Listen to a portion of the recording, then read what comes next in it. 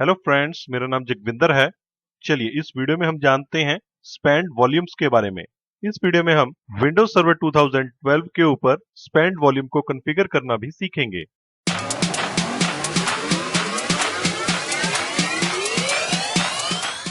Spend volume create करने के लिए आपको डायनेमिक डिस्क चाहिए, यानी कि उसका डिस्क टाइप डायनेमिक होना चाहिए और इसे एक से ज्यादा हार्ड ड्राइव्स के डिस्क स्पेस को यूज करके क्रिएट किया जाता है। स्पैन्ड वॉल्यूम हम हार्ड डिस्क ड्राइव के ऊपर जो अनएलोकेटेड स्पेस होता है, यानी कि जो किसी भी वॉल्यूम को असाइन नहीं होता है, उससे क्रिएट कर सकते हैं, या फिर आप सिंपल वॉल्यूम को और डिस्क के ऊपर रखे हुए फ्री स्पेस को यूज करते हुए भी एक्सटेंड करके इसे क्रिएट कर सकते हैं, प्रोवाइडेड ये सिंपल वॉल्यूम सिस्टम वॉल्यूम या बूट वॉल्यूम ना हो। स्पैन्ड वॉल्यूम क्रिएट करने के लिए आपको कम से कम 2 डिस्क चाहिए जिनका कि डिस्क टाइप डायनेमिक हो। अगर आप इसे बेसिक डिस्क के ऊपर क्रिएट करने की कोशिश करते हैं तो उससे स्टार्ट हुआ विजार्ड इसके डिस्क टाइप को अपने आप से डायनेमिक में कन्वर्ट कर देता है। आप स्पैन्ड वॉल्यूम को 32 डायनेमिक डिस्क तक एक्सटेंड कर सकते हैं, यानी कि आप 32 डायनेमिक डिस्क के स्पेस को यूज करके एक सिंगल वॉल्यूम क्रिएट कर सकते हैं। यहाँ पे एक बात ध्यान रखने वाली है कि स्पैन्ड वॉल्यूम फॉल्ट टॉलरेंट नहीं होता है, और अगर स्पैन्ड वॉल्यूम में एक भी डिस्क करप्ट हो जाए तो आपका पूरा का पूरा वॉल्यूम और उसके ऊपर रखा हुआ डेटा खराब हो सकता है। तो इसके लिए आपको एक अच्छा बैकअप सॉल्यूशन भी साथ में इंप्लीमेंट करना होगा। अगर स्पैन्ड वॉल्यूम में मान लीजिए 4 डिस्क हैं, तो सबसे पहले डिस्क 1 को फिल किया जाएगा, उसके बाद डिस्क 2 को, और फिर इसी तरीके से बाकी की डिस्क को 1 बाय 1 विंडोज फिल करता चला जाता है, यानी कि उसके ऊपर डेटा राइट करता चला जाता है। तो चलिए अपने विंडोज सर्वर 2012 के ऊपर जाकर इस एक्टिविटी को परफॉर्म करते हैं।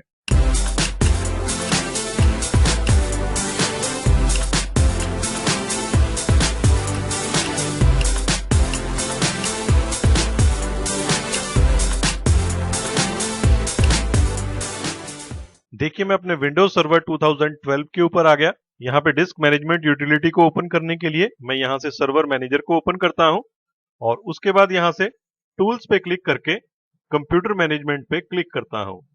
ऐसा करते ही कंप्यूटर मैनेजमेंट आपके सामने अपीयर हो जाएगा।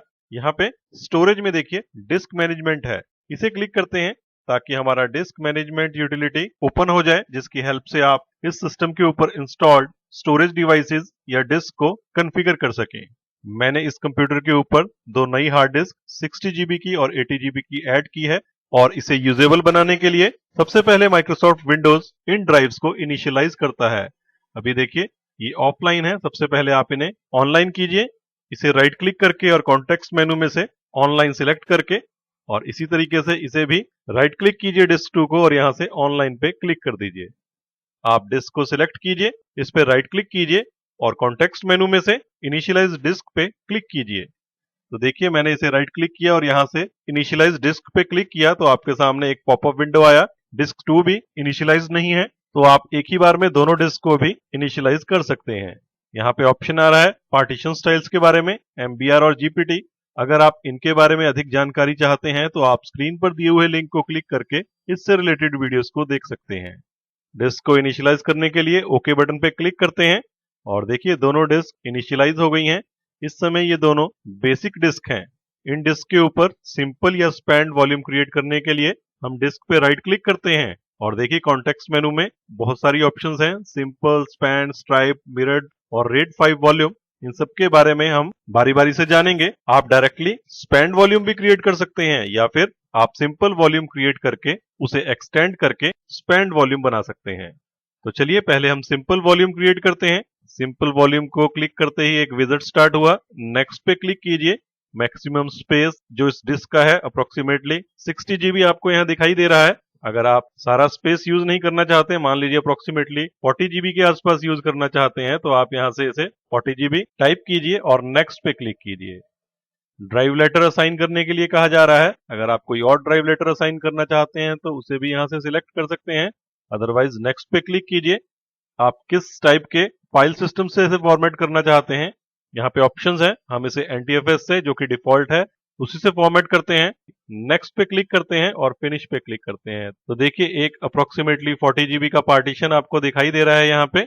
इसे यहाँ से फाइल एक्सप्लोरर को ओपन करके वेरीफाई कर लेते हैं। तो देखिए एक ई वॉल्यूम आ गया है, इसका साइज अप्रोक्सीमेटली 39 जीबी है। अब हम जरा यहाँ पे स्पेंड वॉल्यूम क्रिएट करने का तरीका सीखते हैं।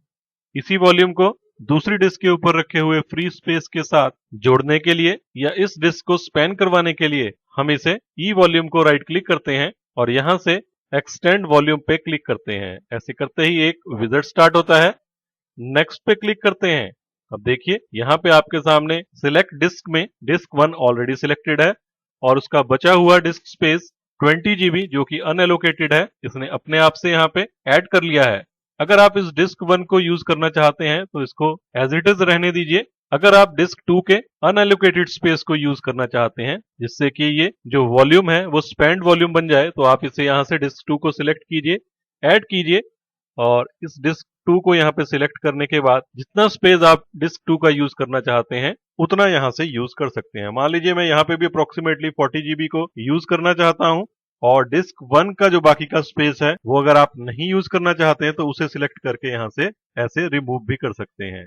तो ये आपकी मर्जी है कि आप कौन सी हार्ड डिस्क का कितना स्पेस यूज करना चाहते हैं।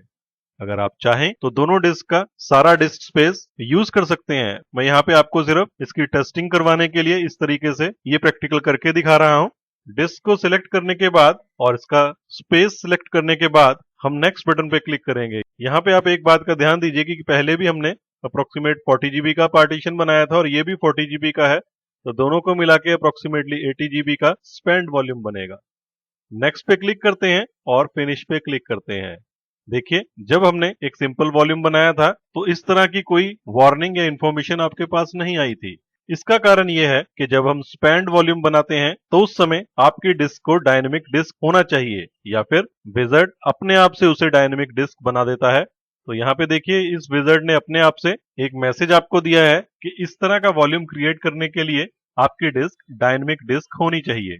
यहाँ पे आप एक और बात का ध्यान रखिए, यहाँ पे आपसे कहा जा रहा है कि डायनेमिक डिस्क बनने के बाद इस डिस्क के वॉल्यूम्स के ऊपर इंस्टॉल्ड ऑपरेटिंग सिस्टम स्टार्ट नहीं होंगे और उसमें एक्सेप्शन क्या है कि जो करंट बूट वॉल्यूम है उसमें एंटर्ड ऑपरेटिंग सिस्टम ही प्रॉपरली बूट कर पाएगा। तो मेरे इस डिस्क के ऊपर कोई ऐसे ऑपरेटिंग सिस्टम नहीं है।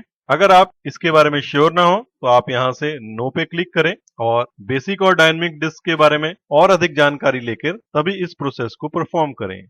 मैं यहाँ से यस पे क्लिक करता हूँ तो देखिए हमारे डिस्क 1 और डिस्क 2 को मिला के एक नया स्पैंड वॉल्यूम क्रिएट हो गया है। अब जरा हम दोबारा से फाइल एक्सप्लोरर को ओपन करके जरा चेक करते हैं। ये पहले का ओपन हुआ है, रिफ्रेश करते हैं तो देखिए अप्रोक्सीमेटली 78 GB का ई वॉल्यूम आपको यहाँ पे दिखाई दे रहा है। क्वेश्चन टाइम, चलिए आप मुझे क्वेश्चन का आंसर दीजिए। आप मुझे बताइए कि विंडोज 7 में स्पैंड वॉल्यूम में maximum number of dynamic disk कितनी यूज हो सकती हैं। आपकी ऑप्शंस हैं A 3, B 32 या फिर C 30। आप इस क्वेश्चन का आंसर नीचे कमेंट्स में जरूर टाइप करें। अगर आपको वीडियो पसंद आया है तो आप लाइक बटन को प्रेस करना ना भूलें। नए और लेटेस्ट वीडियोस की इंफॉर्मेशन अपने मेल बॉक्स में पाने के लिए चैनल पे सब्सक्राइब करें। तो इस वीडियो में हमने विंडोज सर्वर 2012 में सिंपल वॉल्यूम और स्पैंड वॉल्यूम को क्रिएट करने का तरीका सीखा। उम्मीद है आपको वीडियो पसंद आया होगा। तो इस वीडियो में इतना ही। Thanks for watching.